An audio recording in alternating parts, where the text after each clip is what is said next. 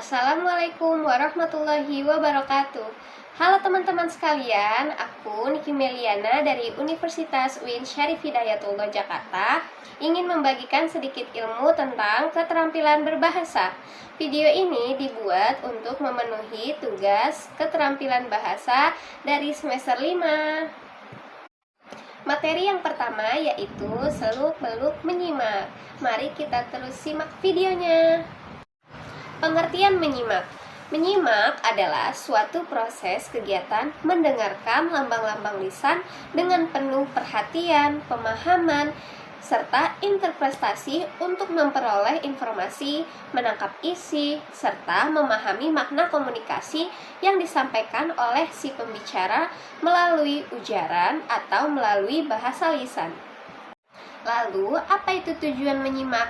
Tujuan menyimak yaitu untuk memperoleh pengetahuan, untuk mengevaluasi, untuk mengapresiasi apa yang disimak, untuk mengkomunikasikan ide-ide, serta untuk memecahkan masalah. Ragam menyimak. Ragam menyimak terbagi menjadi dua, yaitu menyimak ekstensif dan menyimak intensif.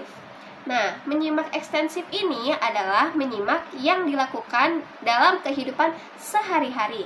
Misalnya seperti menyimak radio, menyimak TV, menyimak pengumuman, dan lain sebagainya. Menyimak ekstensif ini terbagi menjadi 4, yaitu menyimak sekunder atau menyimak secara kebetulan. Yang kedua, menyimak sosial atau menyimak yang dilakukan oleh masyarakat seperti di pasar, di mall, atau di tempat umum lainnya. Selanjutnya, menyimak estetika atau menyimak untuk menikmati atau menghayati sesuatu. Yang keempat, menyimak pasif atau menyimak tanpa upaya sadar. Selanjutnya yaitu tahap-tahap menyimak. Menurut Ruth G. Strickland, tahap-tahap menyimak ada 9, yaitu menyimak berkala, menyimak dengan perhatian dangkal, setengah menyimak, menyimak sarapan, menyimak sekali-sekali, menyimak asosiatif, menyimak dengan reaksi berkala, menyimak secara seksama, dan menyimak secara aktif. Selanjutnya yaitu proses menyimak. Proses menyimak ada 5, yaitu 1. Tahap mendengar, yang kedua tahap memahami, yang ketiga tahap menginterpretasi, yang keempat tahap mengevaluasi, dan yang terakhir yang kelima yaitu tahap menanggapi. Ragam menyimak yang kedua yaitu menyimak intensif atau menyimak yang dilakukan dengan sungguh-sungguh dan konsentrasi. Menyimak intensif terbagi menjadi 6, yaitu yang pertama, menyimak kritis atau menyimak untuk mencari butir baik atau salah. Yang kedua, menyimak konsentratif atau menyimak untuk menelaah. Yang ketiga, menyimak kreatif atau menyimak imajinasi seseorang sehingga kita bisa merasakan imajinasi seseorang tersebut. Nah, yang keempat, menyimak eksplorasi atau menyimak untuk penyelidikan.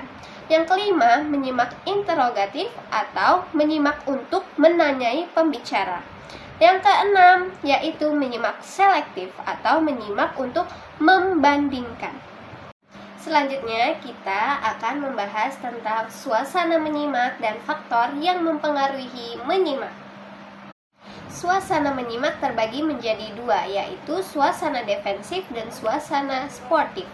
Yang pertama, suasana defensif. Suasana defensif atau bertahan biasanya dimanipulasikan dalam pesan-pesan lisan yang mengandung maksud yang bersungguh-sungguh dan tersirat.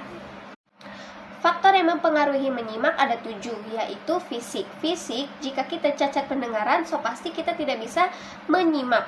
Nah, yang kedua, psikologi. Contoh, misalnya kita gila atau depresi, so pasti kita tidak bisa menyimak, sehingga itu mempengaruhi menyimak. Yang ketiga, pengalaman. Jika anak SD mendengarkan debat capres, so pasti mereka tidak bisa menyimak apa yang didebatkan. Yang keempat, sikap. Sikap bisa mempengaruhi menyimak jika kita tidak bisa menjaga sikap. Yang kelima, motivasi. Jika kita tidak mempunyai motivasi, so pasti kita tidak ingin menyimak suatu hal. Yang keenam, kelamin. Kebanyakan perempuan lebih suka menyimak dengan hati, sedangkan lelaki dengan logika. Dan yang ketujuh, lingkungan masyarakat. Jika kita sedang menyimak lalu lingkungan masyarakat berisik, so pasti kita tidak bisa menyimak dengan baik, sehingga itu mempengaruhi menyimak kita. Selanjutnya kita akan membahas aneka situasi pelibat menyimak, meningkatkan daya simak, dan memilih bahan menyimak yang menarik perhatian. Aneka situasi pelibat menyimak. Nah, di sini ada 5 aneka situasi, yaitu yang pertama, menyimak dalam kehidupan sehari-hari dan kurikulum. Yang kedua, menyimak petunjuk atau penjelasan yang diikuti, keterangan atau memperjelas sesuatu, dan pengumuman atau pemberitahuan. Yang ketiga, yaitu menyimak percakapan dan diskusi. Yang keempat, yaitu menyimak laporan. Yang kelima, yang terakhir, yaitu menyimak radio, televisi, rekaman, dan telepon.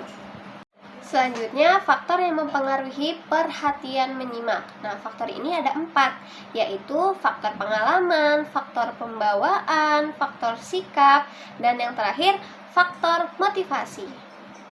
Selanjutnya kita akan membahas cara mengatasi kendala menyimak. Sebelumnya kita telah membahas kendala-kendala menyimak. Nah, sekarang kita akan membahas cara mengatasinya.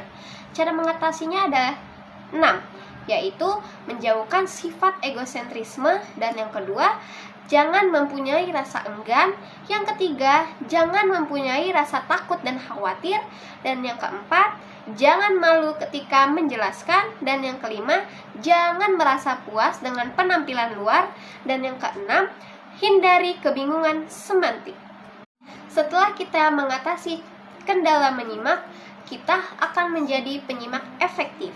Nah, untuk menjadi penyimak efektif, kita harus melakukan 4 kegiatan, yaitu yang pertama, menyimak dengan konsentrasi, yang kedua, menelaah materi simak, yang ketiga, menyimak dengan kritis, dan yang keempat, membuat catatan. Selanjutnya kita akan membahas upaya meningkatkan daya simak. Nah, dengan 3 cara, yaitu yang pertama dengan aneka pengalaman audio melalui bunyi-bunyi, bercerita, ceramah, rekaman, menceritakan dongeng, menyimak suatu film. Nah, yang kedua dengan melalui aneka kegiatan peningkat simak seperti menyimak kritis, konsentrasi, kreatif, eksploratif, dan interogatif.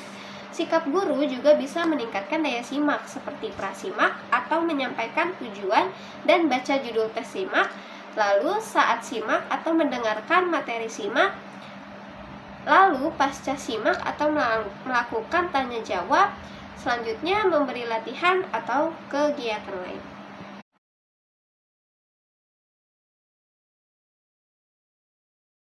Habis sudah pembahasan kita tentang menyimak, selanjutnya kita akan membahas tentang berbicara. Nah, sekarang kita akan membahas seluk-beluk berbicara. Yang pertama yaitu pengertian berbicara. Nah, pengertian dari berbicara ini yaitu kegiatan yang dilakukan untuk menyampaikan informasi atau ide-ide dengan cara mengucapkan berbagai bunyi. Selanjutnya, berbicara memiliki relevansi, yaitu relevansi dengan menyimak, menulis, dan membaca, dan juga berpikir. Yang ketiga yaitu aspek-aspek berbicara. Aspek-aspek berbicara ini ada 4, yaitu yang pertama bahasa, penguasaan bahasa, keberanian dan ketenangan, kesanggupan menyampaikan ide dengan lancar dan teratur. Selanjutnya tahapan-tahapan berbicara. Tahapan berbicara ada 3, yaitu yang pertama persiapan. Persiapan seperti penentuan topik, penyusunan kerangka, dan berlatih pelaksanaan. Nah, yang kedua kegiatan berbicara, seperti pembukanya, pembahasannya, dan penutupnya. Nah, yang ketiga yaitu evaluasi. Keterampilan berbicara sebagai keterampilan berbahasa. Nah, keterampilan berbicara ini adalah keterampilan mengucapkan bunyi-bunyi artikulasi atau mengucapkan kata-kata untuk menceritakan, mengekspresikan, menyatakan, menyampaikan pikiran, gagasan, dan perasaan kepada orang lain dengan kepercayaan diri. Tujuan berbicara. Tujuan berbicara ada 5, yaitu untuk menghibur, untuk menginformasikan, untuk menstimulus, untuk meyakinkan, dan untuk menggerakkan. Oke, selanjutnya kita akan membahas tentang hubungan keterampilan berbicara dengan keterampilan berbahasa lainnya. Yang pertama, pengertian keterampilan berbicara. Keterampilan berbicara merupakan suatu keterampilan berbahasa peserta didik untuk menyampaikan ide atau gagasan secara lisan. Berbicara merupakan salah satu bagian dari kompetensi bahasa Indonesia, selain daripada menyimak, membaca, serta menulis. Berbicara sebagai suatu keterampilan berbahasa. Linguist dalam Henry Guntur Tarigan menyatakan bahwa speaking is language, yang artinya berbicara adalah suatu keterampilan berbahasa yang berkembang pada kehidupan anak, yang hanya didahului oleh keterampilan menyimak, dan pada masa tersebutlah kemampuan berbicara atau berujar dipelajari. Selanjutnya yaitu hubungan antara berbicara dengan membaca. Membaca dan berbicara memiliki hubungan yaitu untuk menentukan keberhasilan pendidikan, sebab siswa mudah memahami isi bacaan serta mudah memahami tujuan berbicara. Selanjutnya, hubungan antara berbicara dengan menyimak. Berbicara dan menyimak merupakan kegiatan komunikasi dua arah yang langsung serta merupakan komunikasi tatap muka atau face-to-face communication. Selanjutnya yaitu hubungan antara berbicara dengan membaca. Membaca dan berbicara memiliki hubungan yaitu untuk menentukan keberhasilan pendidikan, sebab siswa mudah memahami isi bacaan serta mudah memahami tujuan berbicara. Oke, waktunya beralih lagi kita ke judul berikutnya yaitu aktivitas berbicara dan faktor yang mempengaruhi pembicara. Aktivitas berbicara terbagi menjadi dua kelompok, yaitu berbicara di lingkup resmi dan berbicara di lingkup tidak resmi. Berbicara pada diskusi kelompok resmi atau formal biasanya terstruktur dan terencana. Contohnya seperti rapat kerja, rapat OSIS, dan lain-lain. Sedangkan dalam berbicara pada diskusi kelompok tidak resmi, biasanya lebih santai dan waktu yang digunakan tidak harus baku, seperti kita berbicara dengan teman atau kerabat-kerabat yang lainnya. Faktor yang mempengaruhi pembicara terbagi menjadi dua, yaitu internal dan eksternal. Faktor internal yang mempengaruhi pembicara ialah penguasaan bahasa yang cukup baik, keberanian dan ketenangan, serta kesanggupan menyampaikan ide dengan lancar dan teratur. Sedangkan faktor eksternalnya yang mempengaruhi pembicara ialah bahasa, sarana, dan interaksi. Selanjutnya kita akan menyelami keterampilan berbicara lebih dalam, yaitu kita akan membahas langkah, materi, draft, retorika, dan aksentuasi. Simak terus videonya. Yang pertama yaitu definisi berbicara. Berbicara adalah salah satu kemampuan berkomunikasi dengan orang lain melalui media bahasa. Berbicara adalah bentuk tindak tutur yang berupa bunyi-bunyi yang dihasilkan oleh alat ucap yaitu mulut. Berikutnya definisi tema, materi, dan draft. Tema adalah topik atau subjek utama dari suatu pembicaraan. Materi ialah isi atau konten dari tema yang dipilih oleh si pembicara. Sedangkan draft adalah naskah atau rencana yang dibuat untuk memulai suatu pembicaraan. Topik yang ketiga yaitu keterampilan berbicara retorika. Keterampilan berbicara retorika merupakan sebuah seni berkomunikasi dengan secara lisan yang dilakukan oleh seseorang kepada sejumlah orang pendengar dengan secara langsung bertatap muka. Contohnya seperti orang berpidato, orang ceramah ketika khutbah Jumat, dan lain-lain. Selanjutnya topik yang keempat yaitu keterampilan berbicara aksentuasi. Keterampilan berbicara aksentuasi merupakan suatu pemberian tekanan suara pada suku kata-kata, dan aksentuasi di dalam public speaking berkaitan dengan bagaimana cara kita berbicara dan menyampaikan sesuatu. Usai sudah kita membahas tentang berbicara, sekarang kita akan berbicara tentang membaca. Yuk kita simak videonya. Topik yang pertama yaitu definisi membaca. Apa itu membaca? Membaca adalah suatu proses yang dilakukan serta dipergunakan oleh pembaca untuk memperoleh pesan yang hendak disampaikan oleh penulis melalui media kata-kata atau bahasa tulisan. Lalu, apa itu tujuan membaca? Tujuan membaca ada 3. Yang pertama yaitu untuk mencari serta memperoleh informasi. Yang kedua, mencakup isi. Dan yang ketiga, memahami makna bacaan yang dibaca. Lalu bagaimana tahap-tahap membaca? Tahapan-tahapan membaca meliputi 2, yaitu tahap pemula dan tahap lanjutan. Aspek-aspek membaca ada 2 aspek penting dalam membaca, di antaranya keterampilan yang bersifat mekanis dan keterampilan yang bersifat pemahaman. Selanjutnya, gimana sih cara ngembangin keterampilan membaca?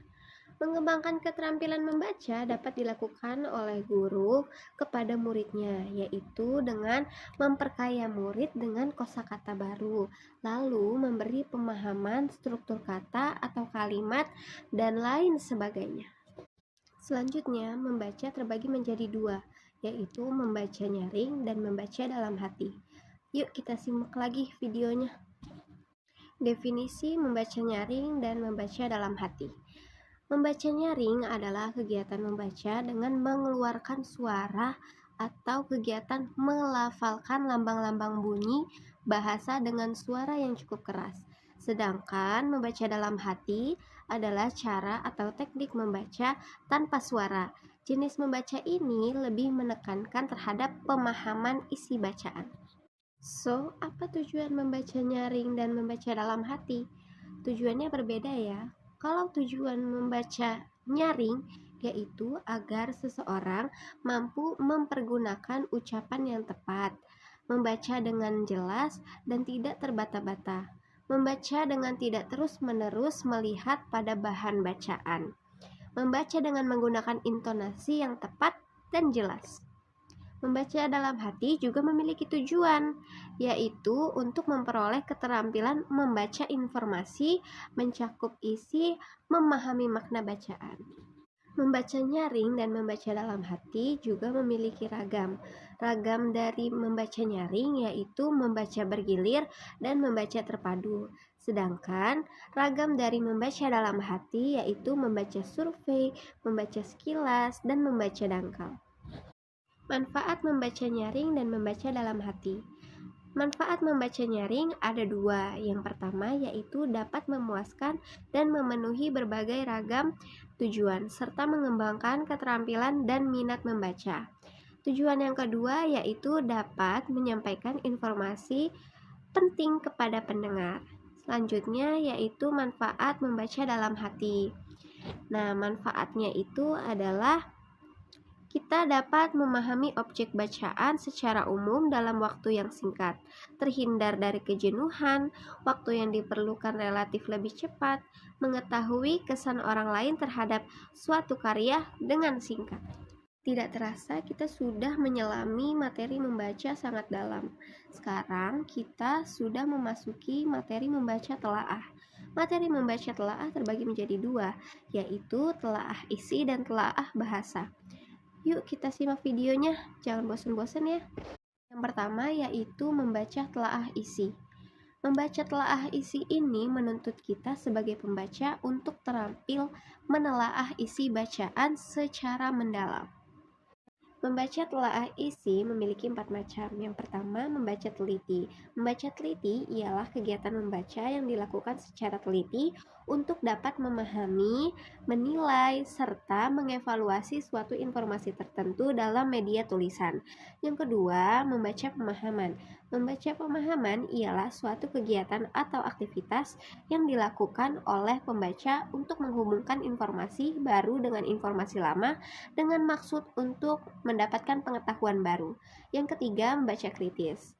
Membaca kritis yaitu sejenis membaca yang dilakukan secara bijaksana, penuh tenggang hati, mendalam, evaluatif, serta analitis, dan bukan hanya mencari kesalahan.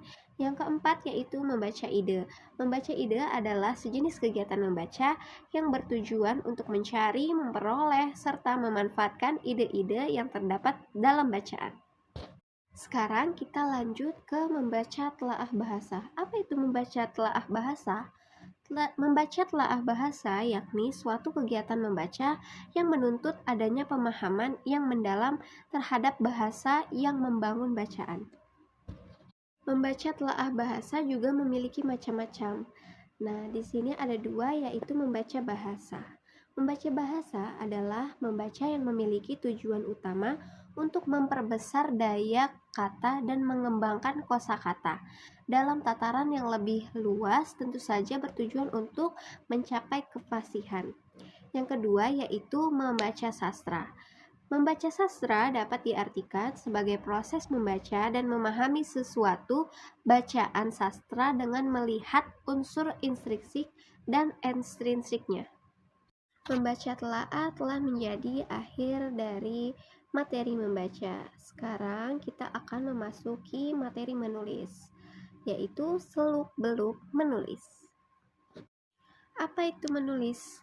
Menulis adalah rangkaian kegiatan seseorang mengungkapkan gagasan dan menyampaikannya melalui bahasa tulis kepada pembaca untuk dapat dipahami tepat seperti yang dimaksud oleh pengarang. Tulisan memiliki beberapa tujuan, yaitu tujuan penugasan, tujuan altruistik, tujuan persuasif, tujuan penerangan, tujuan pernyataan diri, tujuan kreatif, dan tujuan pemecahan masalah.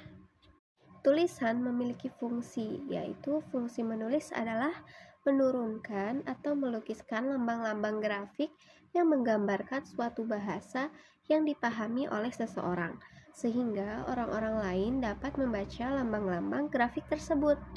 Tulisan juga memiliki beberapa ragam, yaitu yang pertama narasi, yang kedua eksposisi, yang ketiga deskripsi, yang keempat argumentasi, dan yang terakhir yaitu persuasi. Menulis juga merupakan keterampilan berbahasa. Sekarang kita akan memasuki materi terakhir yaitu keterampilan menulis. Yuk kita simak videonya. Terima kasih yang sudah menonton hingga akhir. Yuk kita lanjut. Tulisan memiliki beberapa nada, yaitu yang pertama tulisan bernada akrab.